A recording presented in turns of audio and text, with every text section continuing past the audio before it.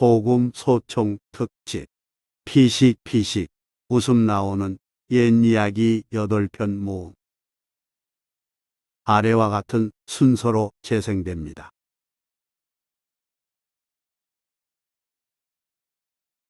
용서치 못하노라.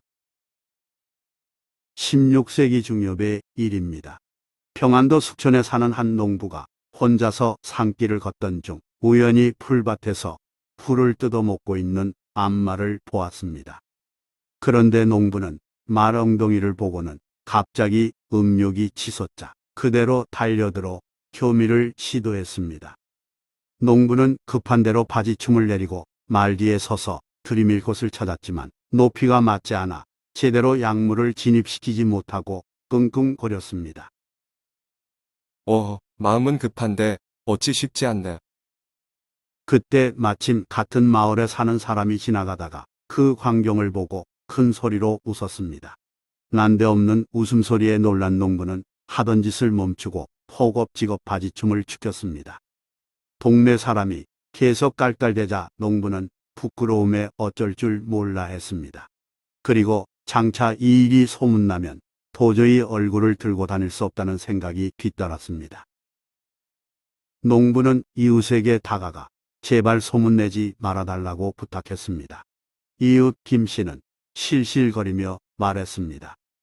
그게 맨입으로 되겠는가? 자네가 입을 봉해준다면 뼈 한 섬을 주겠네. 글쎄, 생각해보겠네. 그럼 뼈 석섬을 줄 테니 제발 비밀을 지켜주시게. 그렇다면 내 특별히 이 일을 아무에게도 말하지 않겠네. 고마위. 자네만 믿겠네. 두 사람은 합의했고 농부는 곧바로 벼 석섬을 가져다 주었습니다. 그런데 어찌된 일인지 얼마 지나지 않아 사람들이 농부만 보면 낄낄거리고 웃었습니다. 이상한 느낌이 들었기에 농부는 한 사람을 붙잡고 왜 웃냐고 물었습니다. 자네는 어찌하여 나를 보고 실없이 웃는가? 이 질문에 암말과의 교미 이야기가 돌아왔습니다. 그 말에 농부는 당황했고 동시에 분노를 느꼈습니다. 마을에서 그 일을 모르는 사람이 없다는 대답이 충격적이었기 때문입니다. 농부는 그에게로 달려가서 당장 벼 석섬을 내놓으라고 요구했습니다. 자네가 약속을 어겼으니 뼈 석섬을 내놓게. 비밀을 누설한 이웃은 코웃음치며 지나간 일이라고 무시했습니다. 더욱 화가 난 농부는 벼 석섬을 되찾기 위해 송사를 결심하고 숙천 관아에 사연을 상세히 적은 고소장을 올렸습니다. 너무 억울하오니 사독해서 뼈 석섬을 되돌려받을 수 있도록 조치해 주옵소서. 그 무렵 숙천 부사는 김사원이었는데 개인 재산을 털어 많은 굶주린 백성을 구해줄 정도로 인자한 성품이었으나 고소장을 보고는 몹시 노했습니다. 사또는 일단 화를 참고 두 사람을 불러 확인했습니다. 그러니까 너희는 수간에 대한 입막음조로 벼 석섬을 주고받았단 말이었다. 두 사람이 그렇다고 인정하자 사또는 다음과 같이 말했습니다. 상간에서 말과 규합한 일은 풍속을 더럽힌 죄인이 결코 용서할 수 없도다. 그리고 뇌물을 받고도 약속을 지키지 않은 자도 비난을 피할 수 없노라. 사또는 형리를 시켜 두 사람에게 각각 장 80대씩을 치게 했고 사또의 이 같은 판결에 대해 마을 사람들은 두 사람을 흉보면서 하나같이 통쾌하게 여겼다고 합니다.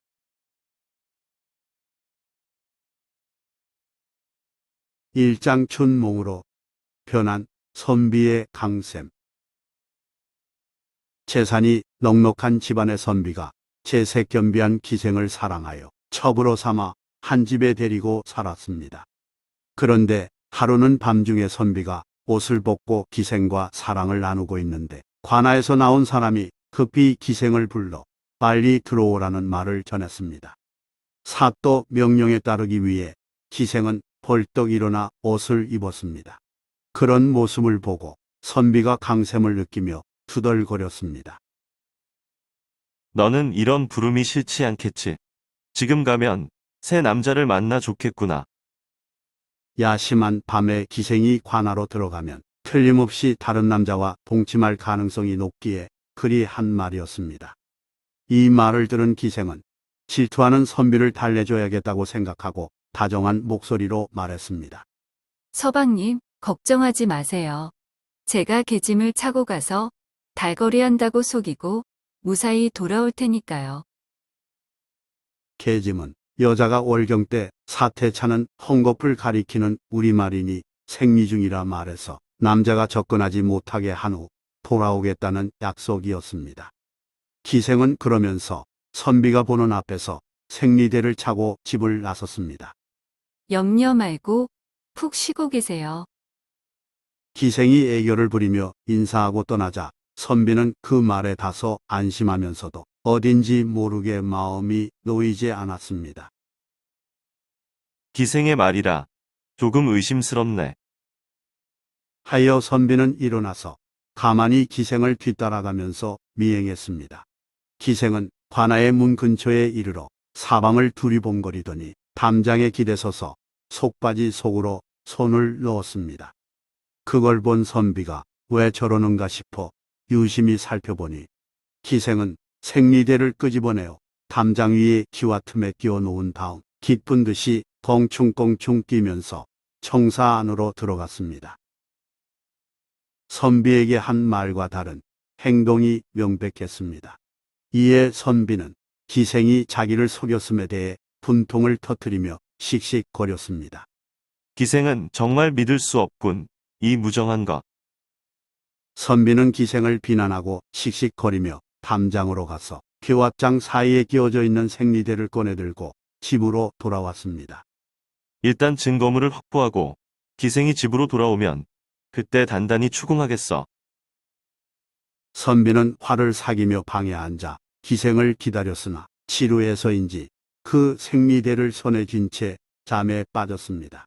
기생은 사또 지시에 따라 서울에서 온 젊은 관리에게 수총을 들었습니다. 젊은 관리는 기생이 마음에 들었는지 왕성한 힘을 발휘했고 기생 역시 그에 맞춰 정감을 돋우고자 힘껏 몸을 놀렸습니다. 두 사람은 애정 향연의 기쁨을 한껏 맛보며 즐거워했습니다.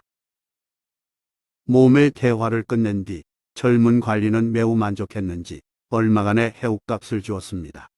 해옥값은 기생과 관계를 맺고 그 대가로 주는 돈을 이르는 말입니다. 잠자리도 좋았고 돈까지 받아 기분이 좋아진 기생은 콧노래를 부르며 관아 문을 나섰습니다. 그리고 관아에 들어가기 전에 담장 위 규화장 틈에 숨겨놓은 생리대를 찾으니 아무리 더듬어도 찾을 수 없었습니다. 내가 여기에 분명히 놓아두었는데 이상하네. 당황해하던 기생은 문득 선비를 의심했습니다. 그 옹졸한 선비가 내 뒤를 밟아 계짐을 가져갔구나. 그렇지 않고서야 없어질 리 없지. 기생은 부지런히 집으로 들어와 가만히 동정을 살폈습니다. 기생이 문틈으로 방 안을 들여다보니 선비가 생리대를 손에 쥔 채 깊은 잠에 빠져 코를 골고 있었습니다. 옳거니 다행이네. 기생은 살짝 문을 열고 들어가 선비 손에서 생리대를 빼내고 그 대신에 선비가 쓰고 다니는 갓을 쥐어놓고 다시 방을 나왔습니다. 기생은 방 밖에서 급히 생리대를 다시 차고는 지금 막 달려온 것처럼 숨을 헐떡이면서 큰 소리로 선비를 불렀습니다. 헉헉, 서방님 저 왔어요. 주무시고 계시나요? 기생이 요란하게 호들갑 떠는 소리에 선비가 깜짝 놀라며 잠에서 깼습니다. 기생은 방문을 열고 안으로 들어선 다음 재빨리 치마를 들어올려 보여주면서 말했습니다. 서방님, 보세요. 제가 약속드린 대로 이렇게 계짐을 차고 아무 일 없이 돌아왔답니다. 그 말에 잠에서 막 깨어 몽롱한 선비가 손에 쥔 것을 흔들어 보이며 꾸짖었습니다. 너의 계짐이 내 손안에 있거늘 어찌 거짓말하느냐. 이게 내가 기와 틈에 숨겨둔 계짐이 아니고 무엇이란 말이냐. 선비는 새삼 분노를 느끼며 기생을 크게 나무랐습니다. 이에 기생이 부드러운 미소를 지으며 선비 말을 정정했습니다. 서방님, 아무리 어두컴컴하기로서니 갓과 계짐을 구별도 못하시나요? 서방님이 손에 든 것은 갓 아닌가요? 기생이 이렇게 말하며 살살 아양을 떨자 선비가 기생의 말을 듣고 자기 손에 쥐어진 물건을 자세히 살펴보니 생리대가 아니라 갓이었습니다. 아니 이게 어찌 된 일이지? 전혀 생각지 못한 상황에 선비는 한참 동안 아무 말 못하고 갓만 멍하니 보고 있다가 겨우 입을 열었습니다. 내가 꿈을 꾸었나? 그렇다면 정말 춘몽은 헛된 것인가 봐. 그 말에 기생은 웃으면서 선비를 끌어안으며 애교를 부렸습니다. 서방님, 소녀에게는 오직 서방님뿐이랍니다. 선비의 마음은 흐물흐물해졌고 두 사람은 함께 웃었습니다.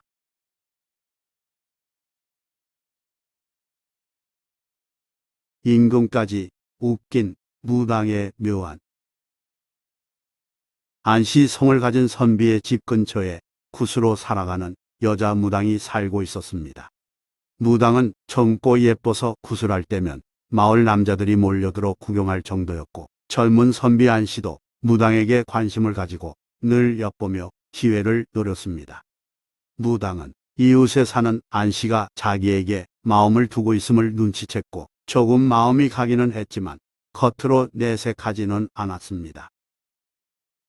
하루는 저녁 때 안씨가 깨를 부려 거짓으로 갑자기 가슴이 심하게 아프다고 소리치며 헛것이 보인다면서 아내에게 당부했습니다.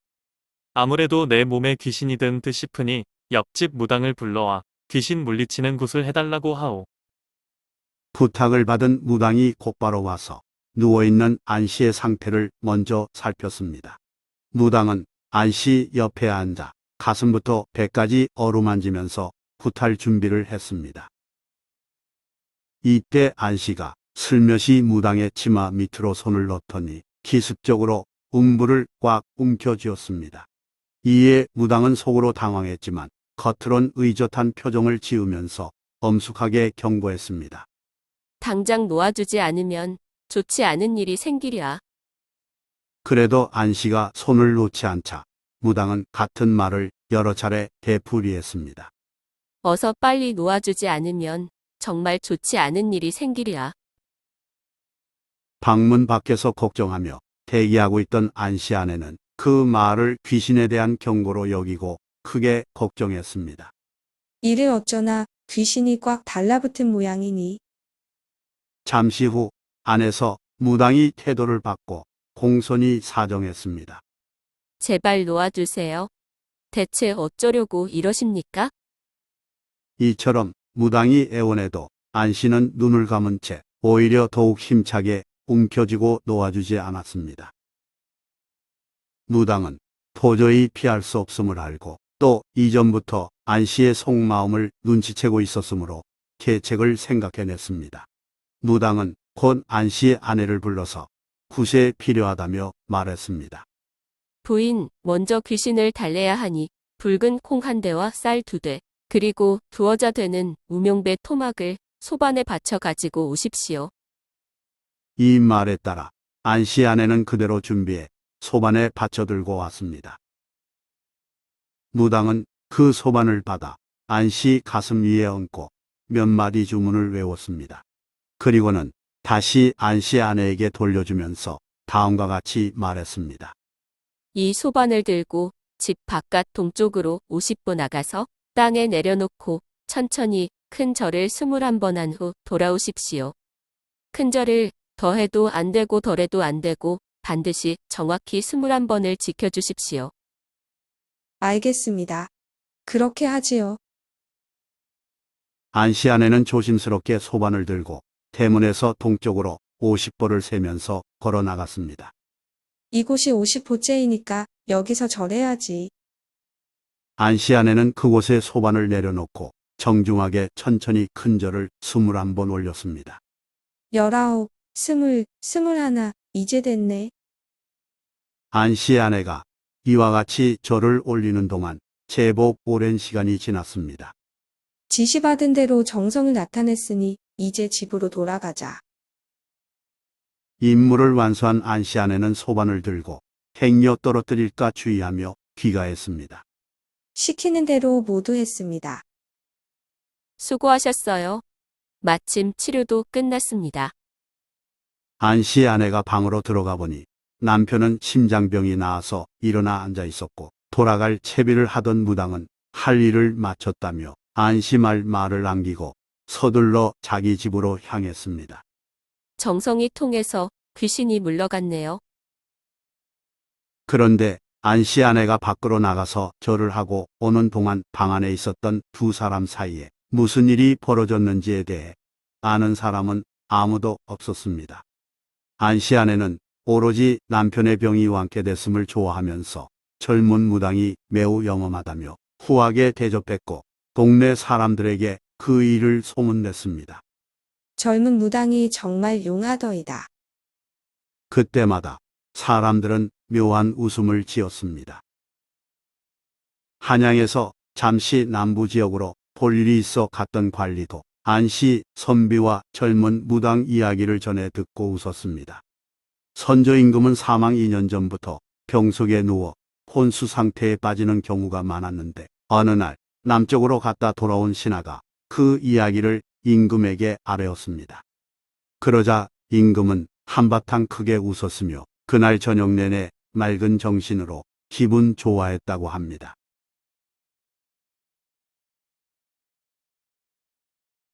선비 부인의 무식한 실수.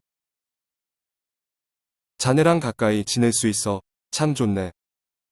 한 마을에서 이웃에 거주하는 김씨 선비와 이씨 선비는 나이와 학식이 비슷하고 마음도 잘 통해 매우 친하게 지냈습니다.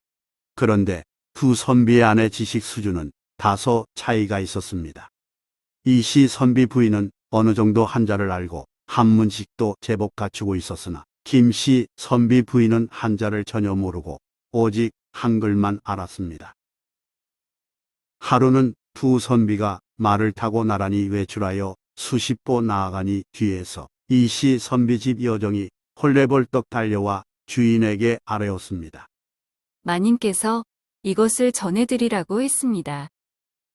여종은 접힌 쪽지를 내밀었고 이씨 선비가 그 종이를 펴보니 다음과 같은 글이 한자로 적혀 있었습니다.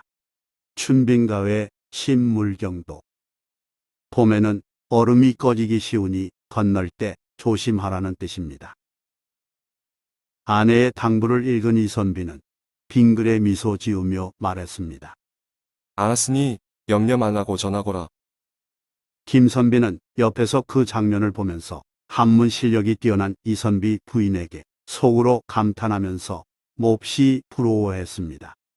며칠 후 김선비가 이선비 집을 방문해 이런저런 이야기를 나눌 때 이선비가 문득 뭔가 확인하고 싶은 게 생각났기에 급히 여종을 불러 지시했습니다. 얘야, 안방마님에게 내 서재에 있는 고문진보를 찾아달라고 해서 가져오너라. 알겠습니다. 여종은 대답하고 안으로 들어갔다가 얼마 지나지 않아 빈손으로 와서는 공손히 물었습니다. 마님께서 고문진보 전집인지 후집인지 다시 여쭈어보고 오라 했습니다. 오, 그렇지. 전집이라 전하거라. 곁에서 그 말을 들은 김선비는 이번엔 더 크게 놀랐습니다. 고문진보는 송나라 황견이 주나라 때부터 송나라 때까지의 시문을 모아 엮은 책으로 전집에는 시를, 후집에는 문장을 실었습니다. 이선비 부인은 그것까지 알고 있었으니 김선비는 그 해박함에 놀라고 감탄한 것입니다. 그날 집으로 돌아온 김선비는 너무 부러운 나머지 아내에게 투정하듯 말했습니다. 이선비 부인의 한문 실력이 정말 대단하더이다. 그러면서 고문진보의 전집, 후집까지 알고 있더라는 내용을 전했습니다. 제가 부족해서 죄송합니다. 아내가 미안해하자 김선비는 괜찮다며 이렇게 말했습니다. 내가 서재에 있는 모든 책의 표지에 원문으로 제목을 쓴 쪽지를 붙여놓을 테니 익혀두구려. 알겠어요. 그 정도는 할 수 있답니다. 김선비는 한글 제목을 잘 익혀두라고 거듭 당부하며 기회를 엿보았습니다. 그러고 난 뒤 어느 날 김선비 집에 많은 손님이 모여 술을 마셨습니다. 이날 이시선비도 참석해서 함께 즐거운 시간을 누렸습니다. 어느 정도 분위기가 무르익었을 때 김선비는 이 기회에 자기의 아내의 한문 실력을 은근히 과시하고자 했습니다. 그래서 큰 목소리로 여종을 불러 지시했습니다. 여봐라. 안에 들어가서 마님에게 공총자를 찾아달라고 해 가져오너라. 그 말에 자중에 있던 사람들이 일제히 김선비를 주목했고 김선비는 목에 힘을 주며 살짝 거드름을 피웠습니다.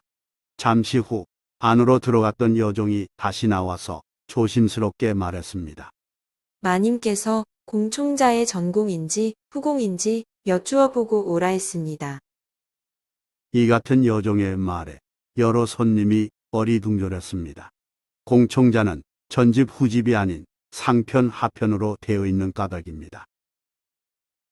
그러하기에 김선비는 순간 당황해서 잠깐 아무 말도 하지 못했습니다. 그때 장난기 있는 한 손님이 주인인 김선비 대신에 나서서 크게 말했습니다.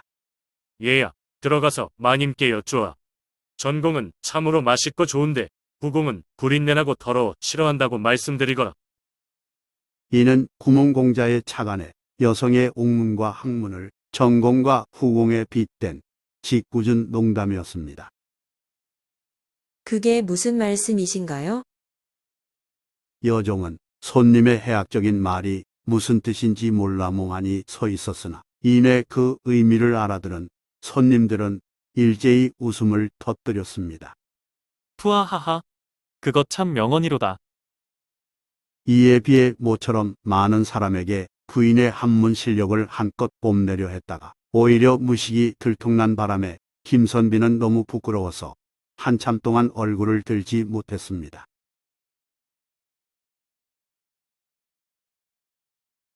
기생의 항의와 명언. 서울에 사는 한 젊은기 공자가 남쪽 지방을 유람하던 중 어떤 고을에 들렀을 때의 일입니다. 귀공자는 왕족인지라 그곳 사또가 환영잔치를 베풀었습니다. 맛있는 음식이 차려지고 예쁜 기생들이 참석해서 귀공자 근처에 앉았습니다. 기생들은 풍악으로 분위기를 돋웠고 젊은 귀공자는 오랜만에 아름다운 여인들을 대하노라니 어느 사이 성욕이 자극받고 있음을 느꼈습니다. 사또는 그걸 눈치채고 곁눈질로 기생을 시켜 거듭 술을 따르도록 했으나 어찌된 일인지 귀공자는 절제하려 애썼습니다. 왜냐하면 부친 제삿날을 하루 앞둔 날이라서 근신해야 한다고 생각했기 때문입니다. 그래서 귀공자는 속으로는 좋다고 즐기면서도 겉으로는 잠옷 엄숙한 척하며 참았습니다.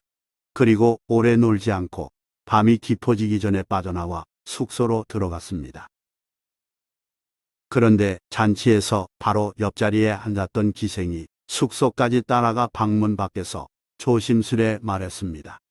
날이 안에 계시나이까? 소녀 아무개요입니다. 뜻밖의 방문에 귀공자는 복잡한 심정이 되었습니다. 가장 어여쁜 기생이었기에 무척 반가우면서도 한편으로 제사 전날에 기생을 껴안고 즐기는 일은 윤리도덕상 비난받을 일인 까닭입니다. 하여 갈등 끝에 힘들게 말했습니다. 예, 반갑기는 하다만 사실 오늘은 내가 너와 함께 잠을 잘 수 없는 형편이니 그만 돌아가다오. 귀공자는 이렇게 말하면서도 욕망과 윤리 사이에서 서성거렸습니다. 그런 마음을 아는지 모르는지 기생은 돌아가지 않고 방으로 들어와 귀공자 품에 안기며 애교를 부렸습니다. 소녀, 이 밤을 그냥 보낼 수 없사옵니다. 이러면 안 되느니라. 어서 돌아가거라. 귀공자가 거듭 타일렀지만 기생은 망설임 없이 이부자리를 펼쳤습니다.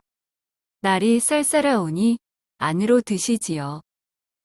기생의 권유에 귀공자가 마지못해 이불 속으로 들어가자 기생도 재빨리 옷을 벗으며 이불을 파고들었습니다. 기생은 귀공자의 속옷을 벗기면서 속삭였습니다. 나리는 수도승도 아니신데 어찌 이리 근엄하시옵니까? 오늘은 사정이 있어서 그렇느니라. 귀공자는 솔직히 밝히기 싫어서 기생에게 그저 사연이 있다고만 말했습니다. 한창 젊은 사내인 귀공자는 차마 여인을 냉정히 물리치지 못하고 수동적으로 가만히 있었습니다. 귀공자가 여러 가지 생각으로 고민하는 동안 밤은 점점 깊어만 갔고 옆에 누운 기생은 끊임없이 몸을 맞대며 유혹했습니다. 나리, 마음은 숨길 수 있어도 몸의 반응은 숨길 수 없사옵니다. 기생은 귀공자의 약물을 만지며 자국했습니다. 상황이 이렇게 되자 귀공자는 마침내 더 참지 못하고 기생을 껴안아 몸을 눕혔습니다. 그런 뒤 기생의 몸 깊은 곳 부드러운 살 속으로 자기 약물을 밀어넣어 결합했습니다. 아이, 잘하시면서 지금껏 참으셨네요.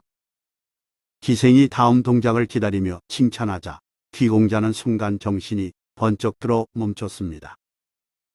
내가 이러면 안 되지. 귀공자는 기생의 배 위에 엎드린 채 아무래도 돌아가신 부친께 죄를 짓는 것 같아 기분이 개운치 않음을 느꼈습니다. 평소 도덕군자를 자처하며 색을 삼가왔기에 더욱 그랬습니다. 이런 생각이 머리를 스치자 귀공자는 도저히 계속할 수 없어 그만 중단하고는 몸을 일으켜 앉아 기생에게 사과했습니다. 사실 오늘은 내 부친의 기일 전날이니라. 그러니 이렇게 거두어 중단함을 이해해다오. 그 말에 기생은 뼈로 통한 표정을 지었고 귀공자는 그런 기생을 달래주고자 이어 말했습니다. 내 뒷날에 다시 와서 그때는 잘 놀아주마. 그러나 기생은 떨치고 일어나 못마땅해 하면서 항의하듯 말했습니다. 그럼 도둑이 남의 집 창고에 들어가 물건을 훔쳐 나오다가 주인에게 들켜 물건을 그냥 놓고 도망친다면 물건을 안 가지고 나왔다고 해서 도둑이란 이름을 면할 수 있을까요? 이 말인즉슨 귀공자의 약물이 이미 기생의 음문에 진입했건만 곧바로 뺐다고 해서 육체 관계를 맺지 않은 일이 되냐는 반문이었습니다. 이치에 맞는 말인지라 귀공자는 그에 대해 어떤 말도 내놓지 못했습니다. 기생은 연신 투덜대면서 옷을 입고 나가버렸으며 주변에 소문을 냈습니다. 뒷날 이 얘기를 전해들은 사람들은 그 기생 말이 대단한 명언이라면서 크게 웃었습니다. 중년 신랑과 황무지 신부. 조선 중엽의 일입니다. 한 관원이 아내와 사별한 후 자식을 얻고자 문벌 가문 처녀를 소개받아 혼례식을 올렸습니다. 이 관원은 전처와 오랫동안 살았으므로 이미 여체에 대하여 잘 알고 있었고 잠자리에 매우 능란했습니다. 반면에 재혼 상대는 젊은 처녀인지라 첫날 밤을 어찌 치러야 할지 모를 신부를 위해 경험 많은 관원은 나름대로 배려해 주리라 마음먹었습니다. 드디어 혼례식이 끝나고 신랑 신부만의 시간이 되었습니다. 첫날 밤 중년의 신랑은 신부의 옷을 벗기고 천천히 온몸을 어루만졌습니다. 처음이라 아파할 가능성 높은 신부의 긴장감을 풀어주려는 사전 작업이었습니다. 첫 관계에서 다짜고짜 진입하면 사내를 처음 맞이할 신부의 문이 고통을 느낄까봐 신랑은 여러모로 애쓰면서 신중하게 접근해 서서히 힘을 주기 시작했습니다. 그런데 빡빡하리라는 예상과는 달리 신랑의 약물이 쉽게 미끄러지듯 신부의 몸속으로 쑥 빨려 들어갔습니다. 중년의 신랑은 실망했고 속으로 의문을 품었습니다. 신부가 수처녀라면 지금까지 그 입구가 막혀 있는 황무지여야 할 텐데 어찌하여 이렇게 쉽게 들어간단 말인가? 급기야 신랑의 의심은 불쾌한 확신으로 커졌으며 아무래도 수처녀가 아니라는 판단을 내리기에 이르렀습니다. 그래서 이튿날 아침에 신랑은 단호한 어조로 신부에게 말했습니다. 내가 경험이 풍부하여 잠자리에 관해서는 매우 잘하는데 신부는 나를 속일 수 없어. 분명히 처녀 때 어떤 남자와 접촉을 가졌을 것인다. 나는 그런 여자와는 함께 살 뜻이 없다오. 다시 돌아보지 않을 테니 다른 곳으로 시집가서 사시오. 그러면서 신랑은 벌떡 일어나 곧바로 집으로 돌아와 버렸습니다. 이 말을 들은 신부는 청천벽력 맞은 듯한 충격을 받았습니다. 다른 남자와 관계를 맺은 사실이 결코 없었기에 신부는 뜻밖의 모욕을 당하니 원통하고 분에 견딜 수가 없어서 부모에게 이야기해 관청에 고발했습니다.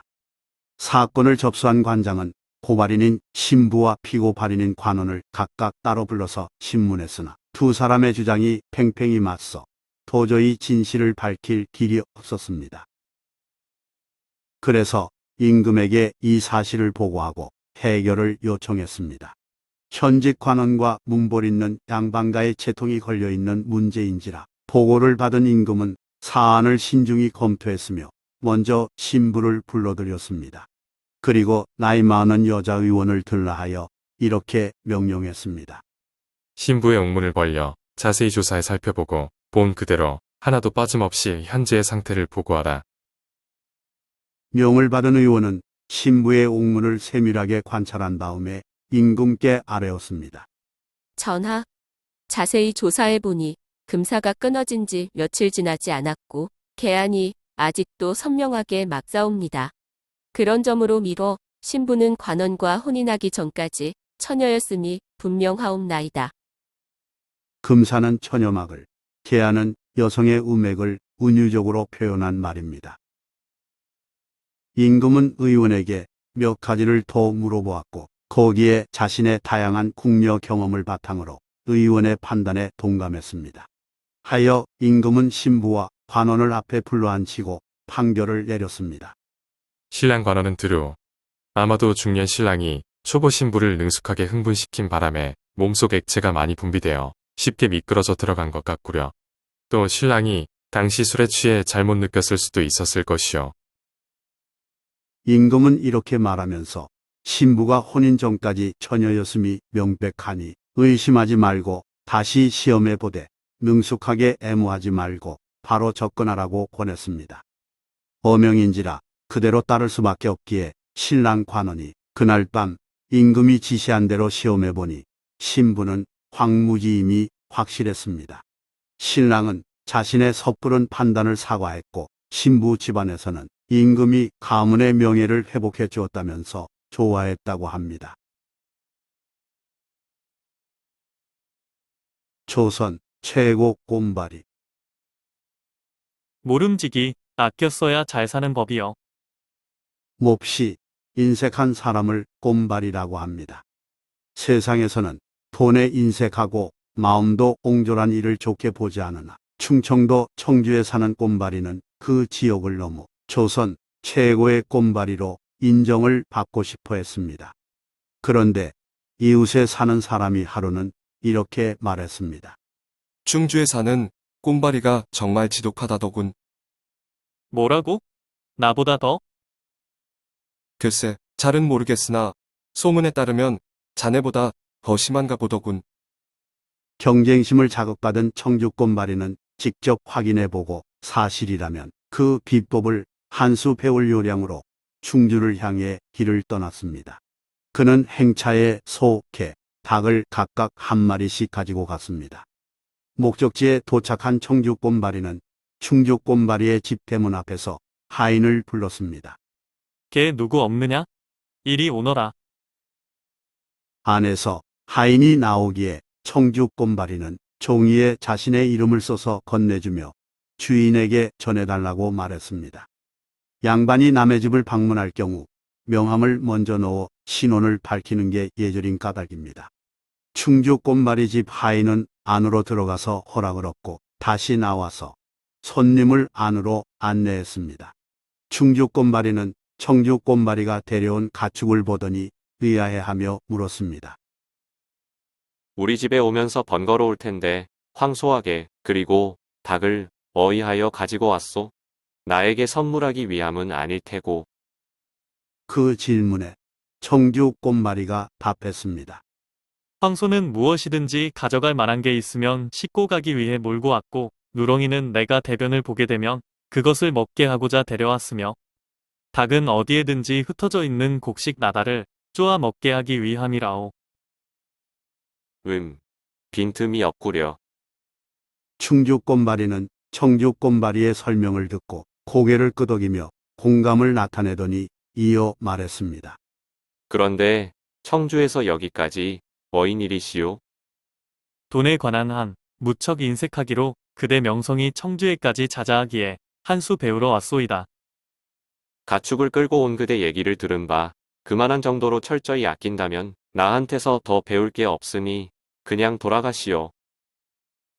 충주꽃말이는 더 이상 상대해주지 않겠다는 듯 돌아서려 했습니다. 손님을 안으로 들이면 뭐라도 대접해야 하므로 아예 들이지 않으려 한 것입니다. 이에 청주꽃말이가 곧바로 돌아가겠다고 인사하고는 조심스레 말했습니다. 조금 전 내가 이 집에 들어오려 할 때 대문간에서 내가 왔다는 사실을 적어서 올린 그 종이를 돌려주시오. 내 것이니 마땅히 내가 가지고 가야겠소. 충주꽃말이는 혀를 끌끌 차며 말했습니다. 허참, 줬으면 그만이지. 그걸 도로 가져가겠단 말인가? 그러면서 충주꽃말이는 잠시만 기다리라고 말했습니다. 아까 그 종이로 마침 뚫려있는 문구멍을 막았는데 인색한 그대에게 그대로 돌려주리다. 충주꽃말이는 문구멍에 발랐던 종이를 신중히 떼어낸 후 청주꽃말이에게 반환하며 말했습니다. 이런 일로 다시는 오지 마오. 나도 그럴 생각이오. 배운 것 없이 헛걸음했다고 판단한 청주꽃말이는 종이 쪽지를 받자마자 그 집을 나섰습니다. 그나 나나 아끼는 정도가 비슷하군. 괜히 하루 시간과 힘만 낭비했어.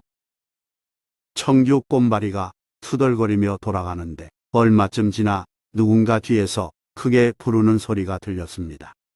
선비님, 소리에 청주꽃말이가 뒤돌아보니 조금 전에 들렀던 충주꽃말이 집 하인이었습니다.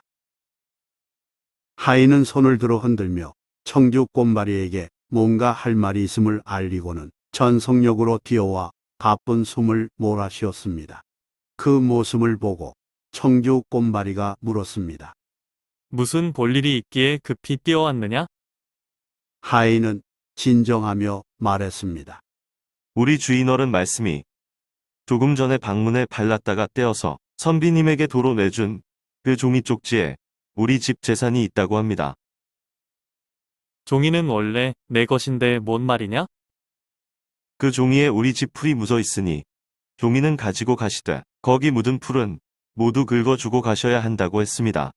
그러니 거기에 묻은 풀을 긁을 수 있게 종이를 이리 내주십시오. 그 말에 청주꽃말이는 종이를 내주면서 환한 낯빛으로 깨달은 듯 말했습니다. 확실히 나보다 단수가 높구나. 이제야 한 수 배웠도다. 친구의 병을 고쳐준 한명회. 조선 초기 권신 한명회가 친구 권람을 찾아갔을 때의 일입니다. 권람이 근심 가득한 얼굴을 하고 있기에 한명회가 물었습니다. 자네 낯빛이 왜 그리 어두운가? 그러자 권람은 매우 답답하다면서 한명회에게 하소연했습니다.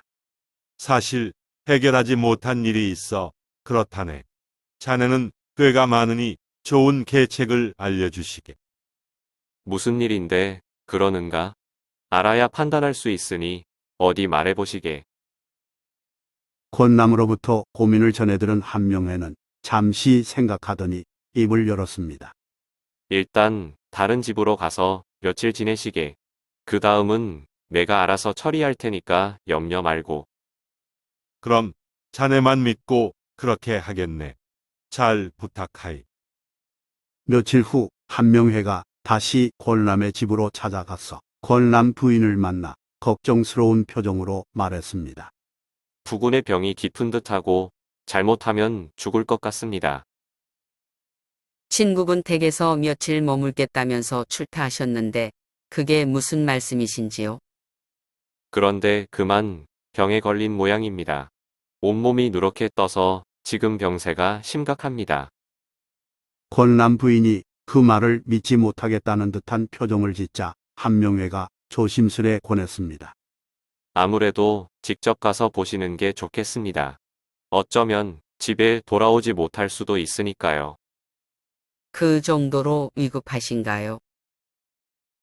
깜짝 놀란 부인은 그 즉시 가마를 대령시켜 권남이 머물고 있는 집으로 향했습니다.